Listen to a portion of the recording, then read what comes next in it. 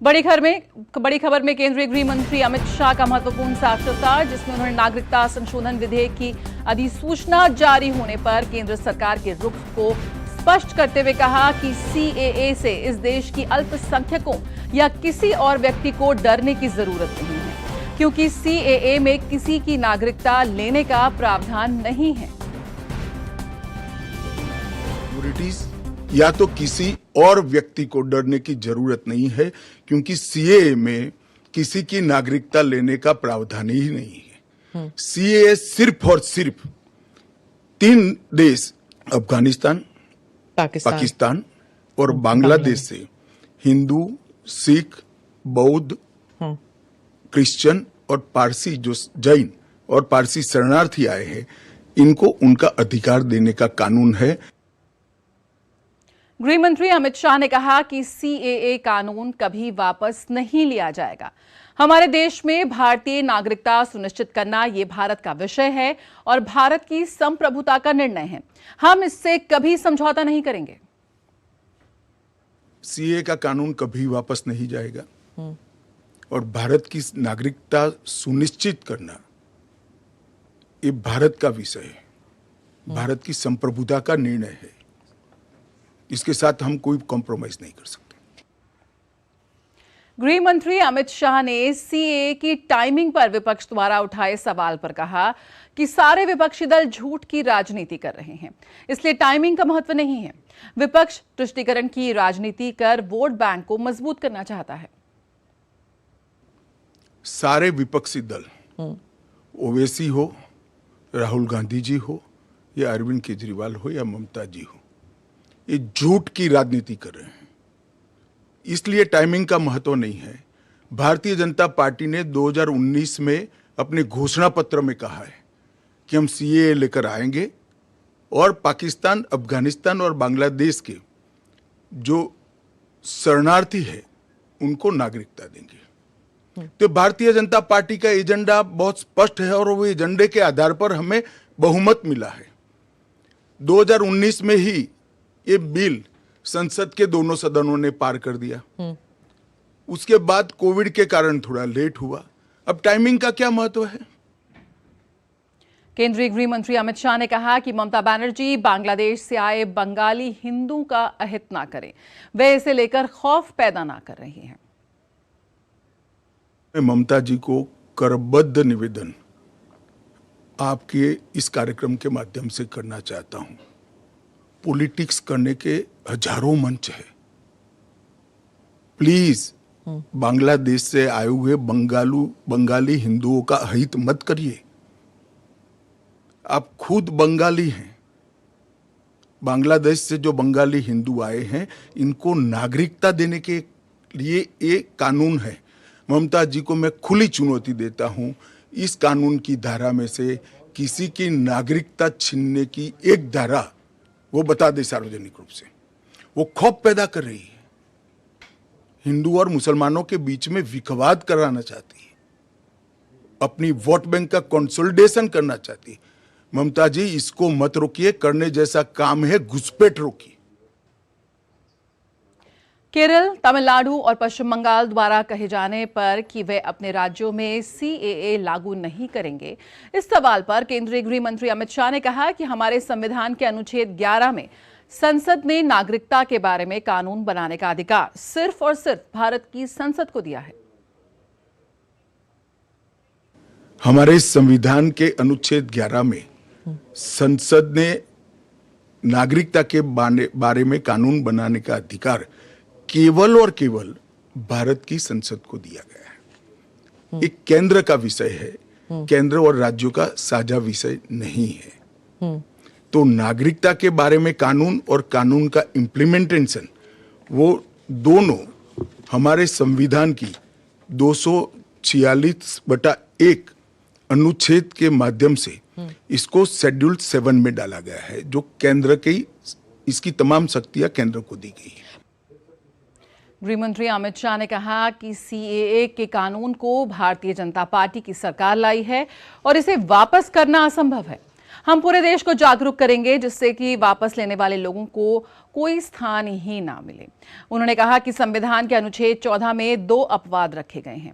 एक reasonable classification का अपवाद है, दूसरा कानून के उद्देश्यों के साथ लॉजिकल संबंध होना चाहिए। इंडिया अलायंस सत्ता में नहीं आना है। मैं आज आपके चैनल पर कहना चाहता हूं, सीए के कानून को भारतीय जनता पार्टी की सरकार लाई है, नरेंद्र मोदी सरकार लाई है। इसको रिपील करना असंभव है। हम पूरे देश को जागरूक करेंगे और रिपील करने वालों को कहीं पर स्थान ही न मिले, इस स्थिति होगी। और जहां तक असंवैधानिक होने का सवाल है, वो आर्टिकल अनुच्छेद 14 का हवाला देते हैं। वो भूल जाते हैं कि अनुच्छेद 14 में 2 अपवाद रखे हुए हैं। एक रीजनेबल क्लासिफिकेशन का अपवाद है और दूसरा कानून के उद्देश्यों के साथ लॉजिकल संबंध होना चाहिए। तो वो आर्टिकल 14 का वायोलेशन नहीं करता है।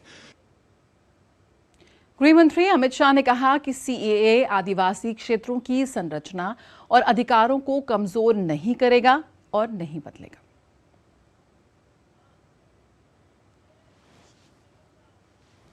को हम जरा भी डाइल्यूट नहीं कर रहे हैं। हमने एक्ट में ही प्रोविजन कर दिया है कि जहां पर भी इनर लाइन परमिट है और जहां संविधान की 6ठी सूची में जो क्षेत्र शामिल किए गए हैं, इन पर वहां पर सीएए नहीं लागू होगा और वहां के एड्रेस वाला एप्लीकेशन भी ऐप में अपलोड ही नहीं होता है। और आइए आपको बताते हैं कि नागरिकता संशोधन अधिनियम से जुड़े कुछ भ्रम और सच्चाई, क्योंकि लगातार इसको लेकर तमाम भ्रांतियां फैलाई जा रही हैं। पहला भ्रम, भारतीय मुसलमानों की नागरिकता छिन जाएगी। वास्तविकता क्या है, सच्चाई क्या है? नागरिकता संशोधन अधिनियम से किसी की भी नागरिकता नहीं जाएगी। ये कानून अफगानिस्तान, बांग्लादेश और पाकिस्तान से आए अल्पसंख्यकों को भारतीय नागरिकता देगा। किसी भी भारतीय की नागरिकता के लिए खतरा नहीं है। अगर हम दूसरे भ्रम की बात करें तो नागरिकता प्रमाणित करने के लिए दस्तावेज जुटाने होंगे, नहीं तो निर्वासित कर दिए जाएंगे। सच्चाई क्या है? सरकार ने स्पष्ट किया है कि सीएए का एनआरसी से कोई संबंध नहीं है। एक और भ्रम, असम समेत देश के पूर्वोत्तर राज्यों के अधिकांश लोगों को यह आशंका है कि इस कानून के लागू होने के बाद उनके इलाके में प्रवासियों की तादाद बढ़ जाएगी, जिससे कि पूर्वोत्तर राज्यों के कल्चर और उनकी भाषाई विविधता को नुकसान पहुंचाएगा। सच्चाई क्या है? पूर्वोत्तर राज्यों के लोगों को सीएए कानून से कोई नुकसान नहीं है। एक और भ्रम, सीएए देश के लिए खतरनाक है। सच्चाई क्या है? इस कानून का मकसद धार्मिक उत्पीड़न के कारण भारत में शरण लेने वाले लोगों की रक्षा करना है। ये उन्हें अवैध प्रवासन कार्यवाही के खिलाफ एक ढाल प्रदान करता है। फिर एक और भ्रम फैलाया जा रहा है कि सीएए से घुसपैठ बढ़ेगी। और सच्चाई क्या है? नागरिकता के लिए पात्र होने के लिए आवेदकों को 31 दिसंबर 2014 को या उससे पहले भारत में प्रवेश करना होगा। नागरिकता के लिए आवेदन इंडियन सिटीजनशिप online.nic.in पर ऑनलाइन किया जा सकता है। सीएए को लेकर दिल्ली के मुख्यमंत्री अरविंद केजरीवाल के हिंदू शरणार्थियों पर दिए विवादित बयान के बाद उनकी हर तरफ आलोचना हो रही है और इस मामले पर हिंदू शरणार्थियों ने केजरीवाल के घर के बाहर विरोध प्रदर्शन किया। सीएए को लेकर दिल्ली के मुख्यमंत्री अरविंद केजरीवाल ने कहा था कि पाकिस्तानी हिंदू शरणार्थी के कारण दिल्ली में चोरी, रेप और अपराध की घटनाएं बढ़ेंगी। उनके बयान के बाद हिंदू शरणार्थी भड़क गए हैं। हिंदू शरणार्थियों ने केजरीवाल के घर के बाहर प्रदर्शन किया है।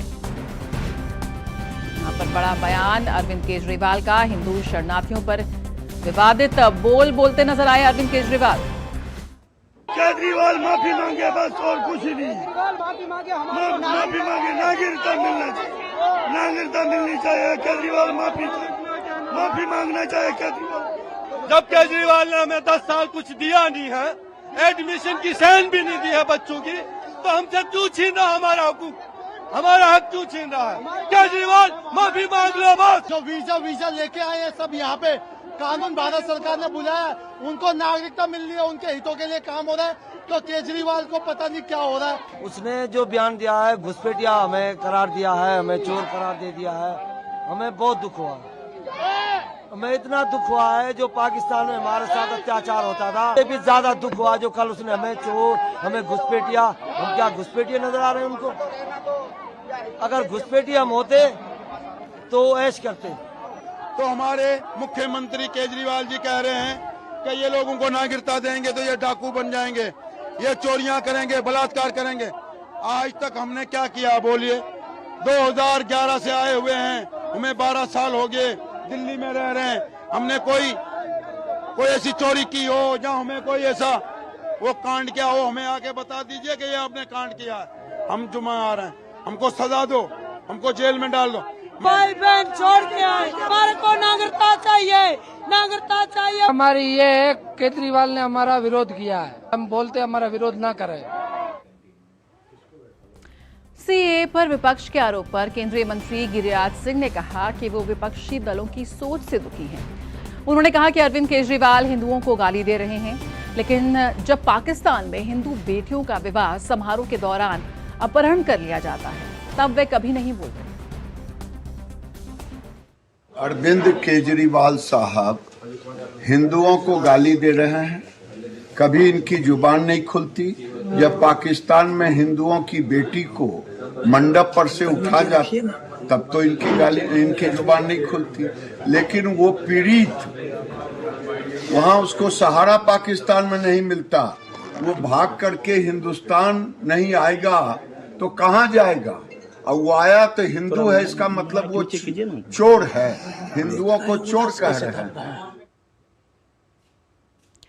अहम सवाल यहाँ पर, और हमारे खास मेहमान संजय के चड्ढा, वकील सुप्रीम कोर्ट, हमारे साथ जुड़ रहे हैं इस पूरे मुद्दे पर, इन तमाम अफवाहों पर, भ्रम पर और बातचीत करने के लिए और एक तस्वीर स्पष्ट करने के लिए। बहुत बहुत स्वागत संजय जी आपका एमडीपी में, मिड डे प्राइम में। सबसे पहले जो तमाम तरह के भ्रम फैलाए जा रहे हैं, अफवाह फैलाई जा रही है, तमाम तरह के विवादित बयान भी आ रहे हैं, सबसे पहला सवाल, बेसिक सवाल कि सीएए कानून किसी भी धर्म के भारतीय नागरिक को प्रभावित नहीं करता। इसको लेकर जो तमाम तरह के किसी धर्म विशेष को लेकर यहाँ पर भ्रम फैलाए जा रहे हैं कि सीएए के लागू होते ही उन्हें कागज दिखाने होंगे, उन्हें भारत छोड़ना होगा, ये जो तमाम बातें फैलाई जा रही हैं, सबसे पहले इसी को स्पष्ट करते हैं कि सीएए किसी भी धर्म के भारतीय नागरिक को प्रभावित नहीं करता। सबसे पहले आपकी प्रतिक्रिया। बिल्कुल आपने ठीक कहा, ये कोई प्रश्न नहीं, ये सच्चाई है।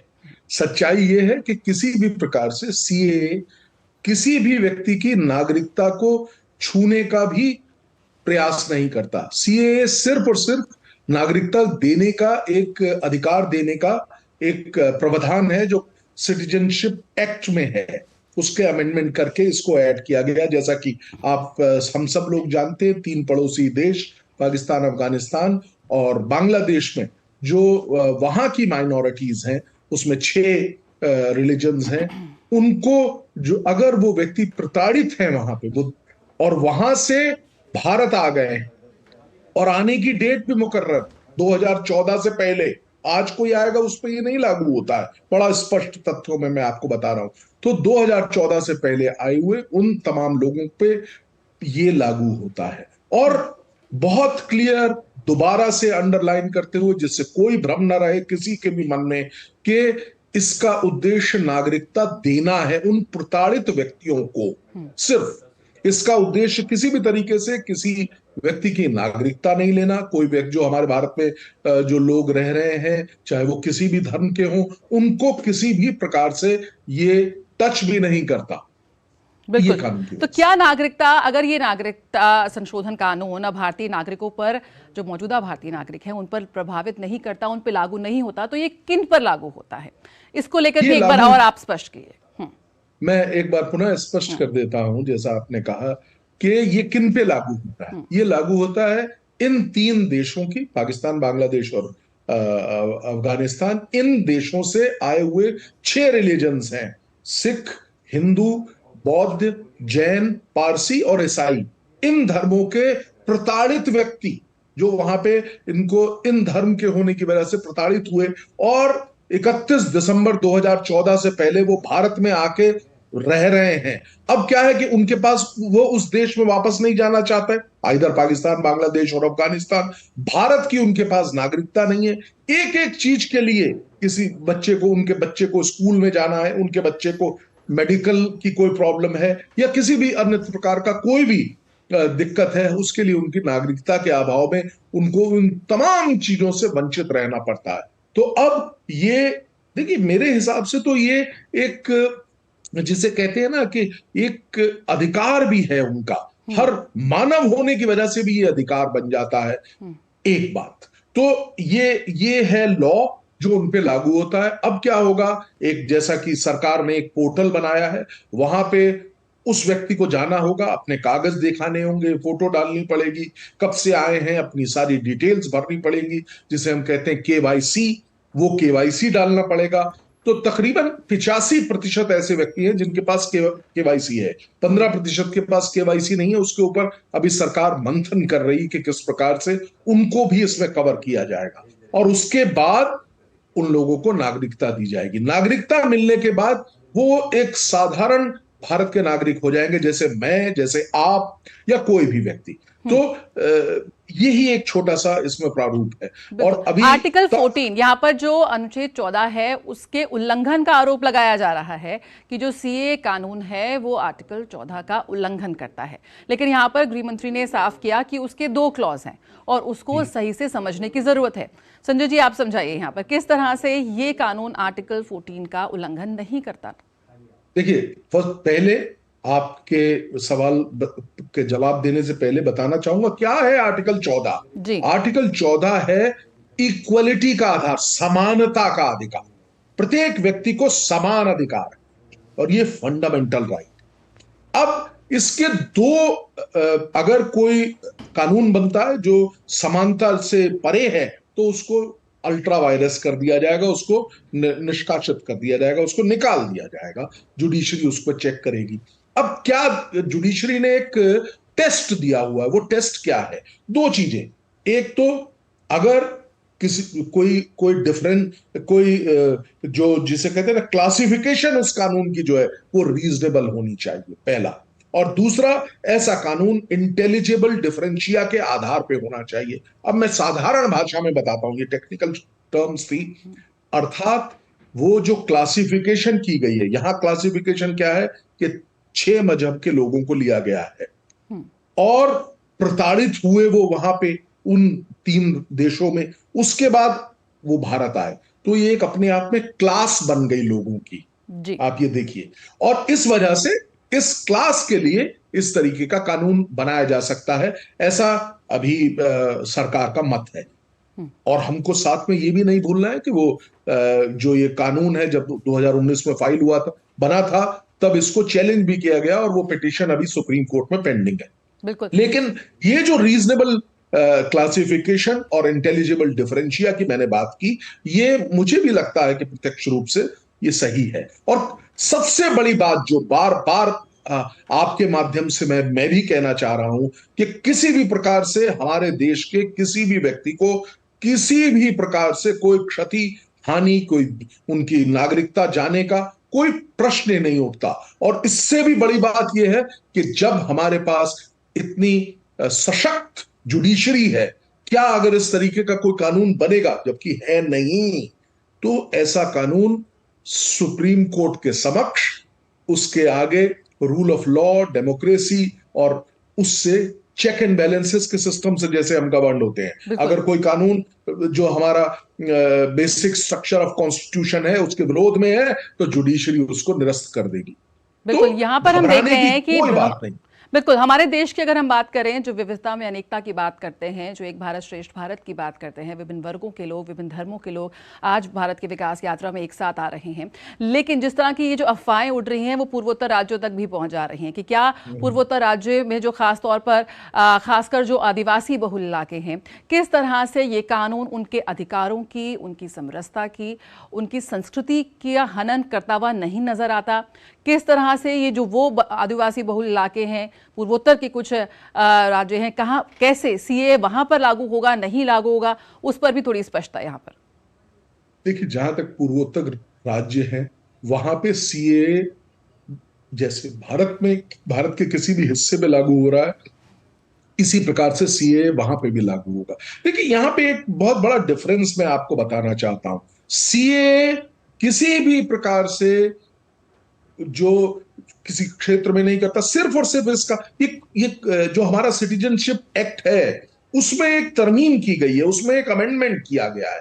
अब वो अमेंडमेंट सिर्फ इसी उसका है कि ये इन 3 देशों से जो ये 6 संप्रदाय हैं, इनके प्रताड़ित व्यक्ति जो 31 दिसंबर 2014 से पहले भारत आए हैं, उनको एप्लीकेशन भरने पर पोर्टल उसके लिए बनाया गया है, जो यहाँ की नागरिकता है वो दे दी जाएगी। अब इसमें मुझे नहीं लगता कि किसी भी प्रकार से नॉर्थ ईस्टर्न स्टेट्स से कोई भी प्रश्न उठता है। यहाँ पे नॉर्थ ईस्टर्न स्टेट पे हम बार बार क्यों आते हैं ये मैं बताना चाहता हूं, ये भी पता होना चाहिए। क्या है कि एक क्लॉज है एनआरसी नेशनल, उसमें बेसिकली एक रजिस्टर बनाया गया है जो असम के लिए सुप्रीम कोर्ट के ऑर्डर के आधार पे किया गया था, और काफी पहले किया गया था, मुझे एग्जैक्ट डेट नहीं मालूम है। तो इसका उससे कोई लेना देना नहीं, बिल्कुल लेना देना नहीं है, दोनों अलग अलग चीजें हैं। तो लोग इन दोनों को साथ पेश करके कंफ्यूज करना चाह रहे हैं, क्योंकि इसमें उसका कंफ्यूजन कैसे करते हैं वो भी मैं बताता हूं कि जो सीए है इसमें मुसलमान अगर कोई चाहे तो वो अप्लाई नहीं कर सकता, क्योंकि ये 6 उसके लिए, तो लोग कंफ्यूज कर देते हैं। अरे भाई, जो 3 देश हैं वो तीनों मुस्लिम राष्ट्र हैं, तो वहां से जो माइनॉरिटीज हैं वो वहां पे प्रताड़ित होके तब उनके लिए बना है। अब एक चीज और मैं आपसे बता दूं जो सारे कंफ्यूजन को दूर कर देगी। अब लेट से कोई पाकिस्तान का मुस्लिम है, वो चाहता है कि वो भारत की नागरिकता ले, वो वहां पे दुखी है, परेशान है, वो भी हमारे यहां संभव है पहले से ही। मैंने जैसा बताया कि वो एक एप्लीकेशन फाइल करेंगे, और इसका एक ज्वलंत उदाहरण भी मैं आपके समक्ष दे सकता हूं। अदनान सानी एक सिंगर है, उन्होंने भारत की नागरिकता ली ना, उन्होंने भारत की नागरिकता ली, उन्होंने अप्लाई किया, उसके बाद उनको नागरिकता दी गई। तो ऐसे कई और भी उदाहरण हैं, मेरे जहन में भी एक सीधे आया। तो किसी भी प्रकार से भारतीय मुसलमानों को या भारत के किसी भी प्रकार के कोई ट्राइबल्स को, एससीज को, एसटीज से कोई लेना देना ही नहीं है इस एक्ट का। तो कोई भी भ्रामक प्रचार, और मैं बल्कि ये कहूंगा भ्रामक दुष्प्रचार इस कानून को छेड़खानी करने मुझे नहीं लगता कि सरकार या कोई भी इसको अलाउ करेगा। बिल्कुल, तो कानून कभी भी वापस नहीं लिया जाएगा, और जिस तरह से तुष्टीकरण की राजनीति चल रही है उस पर बहुत ही दो टूक और स्पष्ट शब्दों में यहाँ पर गृह मंत्री ने आज जवाब दिए हैं। संजय जी, आप हमारे साथ बने रहिए। एक यहाँ पर अपने संवाददाता गौरव से यहाँ पर बात करना चाहूंगे। गौरव इस वक्त हमारे साथ जुड़ रहे हैं। जिस तरह से जो विपक्ष है इस मुद्दे को लेकर भी राजनीति पर जुटा हुआ है, केजरीवाल के हिंदू शरणार्थी पर जो विवादित बयान उन्होंने दिया है उस पर यहाँ पर प्रोटेस्ट हो रहे हैं, विरोध प्रदर्शन हो रहे हैं। गौरव हमारे साथ जुड़ रहे हैं। गौरव, इस पर और जानकारी, क्या कुछ इस वक्त अपडेट आपको मिल रहा है? हम सुन रहे थे जिस तरह से बेहद नाजाज नजर आ रहे थे ये शरणार्थी जो इतने वर्षों से भारत में रह रहे हैं, और अब इन्हें इनका अधिकार मिल रहा है, जो कि यहाँ पे सरकार की ओर से। शरणार्थी और घुसपैठिए में सबसे पहले तो ये एक बड़ा फर्क यहाँ पर हमारे राजनीतिज्ञों को करना चाहिए, लेकिन सबसे पहले आपसे जानना चाहेंगे गौरव, इस पर क्या कुछ जानकारी आपको मिल रही है? बिल्कुल जया, मैं आपको बता दूं कि ये बहुत बड़ी बात है। जो सरकार का फैसला है वो कहीं ना कहीं बहुत ही स्वागत योग्य है, और साफ तौर पर जैसा कि हम देख पा रहे हैं कि लगातार सुबह से प्रदर्शन यहाँ पर अरविंद केजरीवाल ने जो बात कही थी उसके लिए यहाँ पर प्रदर्शन देखने को मिला था, और तमाम लोग जो यहाँ पर जो शरणार्थी हैं जो इस फैसले से बेहद खुश थे, वो अरविंद केजरीवाल के इस बयान के बाद वहां पर प्रदर्शन करते हुए नजर आ रहे थे उनके आवाज के बाहर। तो ऐसे में ये भी सबसे महत्वपूर्ण हो जाता है, क्योंकि जहां तक हमने देखा जो तमाम स्थितियां रही हैं और किस तरह से वो जीवन गुजर बसर कर रहे थे, तो ऐसे में ये फैसला बहुत ही महत्वपूर्ण है, और आने वाले समय में इससे हम कह सकते हैं कि एक नई दिशा और दशा तय होती हुई नजर आएगी। साफ तौर पर आज की बात करें तो सुबह से लगातार प्रदर्शन देखने को मिला, और उसके बाद लोगों में खासी नाराजगी भी रही। जो अरविंद केजरीवाल ने जो बातें कही उसको लेकर लोग यहाँ पर पहुंचे, और उसके बाद वहां पर उन्होंने काफी बड़ी संख्या में प्रदर्शन किया, और प्रदर्शन करने के बाद आपको अपडेट दे दूं कि वो प्रदर्शन अब वहां पर जो अरविंद केजरीवाल का आवास है खत्म हो चुका है, लेकिन उसके बावजूद जो लोग हैं उनमें अभी नाराजगी है। लेकिन ये जो कदम सरकार द्वारा उठाया गया है, केंद्र सरकार द्वारा उठाया गया है, उसका ये लोग स्वागत करते हुए नजर आ रहे हैं। और अभी भी लोगों के मन में एक आशा है कि जो इतने सालों से वो यहाँ पर रह रहे हैं, अपना गुजर बसर कर रहे हैं, उनको अब सरकार द्वारा जो तमाम सुविधाएं हैं जो आम लोगों को मिलती हैं वो लोगों को मिलती हुई नजर आएंगी। और साफ तौर पर वो इस बात को लेकर बेहद खुश हैं।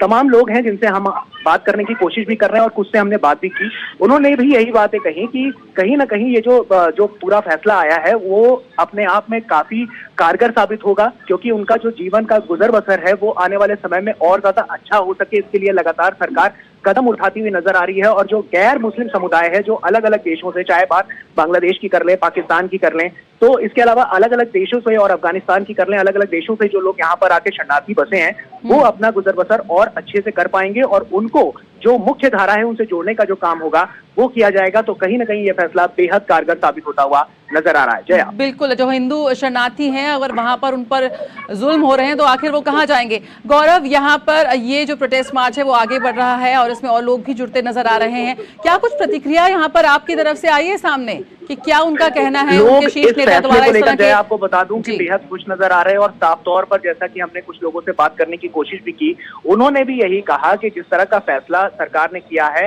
वो उससे बहुत खुश हैं। काफी महत्वपूर्ण ये फैसला है क्योंकि ये इनका जीवन बदल कर रख देगा, उनकी जीवन की दशा और दिशा दोनों बदल कर रख देगा।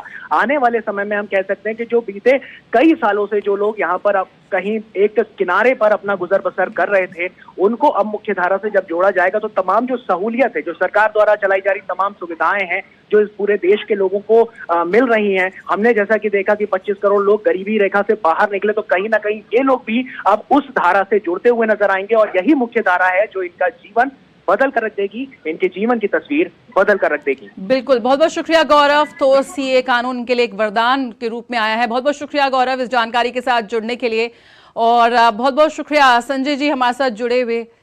बिल्कुल, और संजय जी यहाँ से चलते चलते आपसे एक जानना चाहेंगे, यहाँ पर एक बड़ा फैसला सरकार की ओर से आया है घुसपैठ और शरणार्थी के बीच में फर्क करना, जो कि इस वक्त हम देख रहे हैं चुनावी माहौल है तो बयानबाजी पूरी रूप से जारी है अपने उसमें, लेकिन जिस तरह से हम बात कर रहे हैं कि एक खतरनाक केस साबित होगा, इससे घुसपैठ बढ़ेगी, ये तमाम तरह के बयान इस वक्त दिए जा रहे हैं। एक शरणार्थी जिसका वहां पर उत्पीड़न हुआ वो भारत की शरण में आया है, हिंदू शरणार्थी कहाँ जाएगा?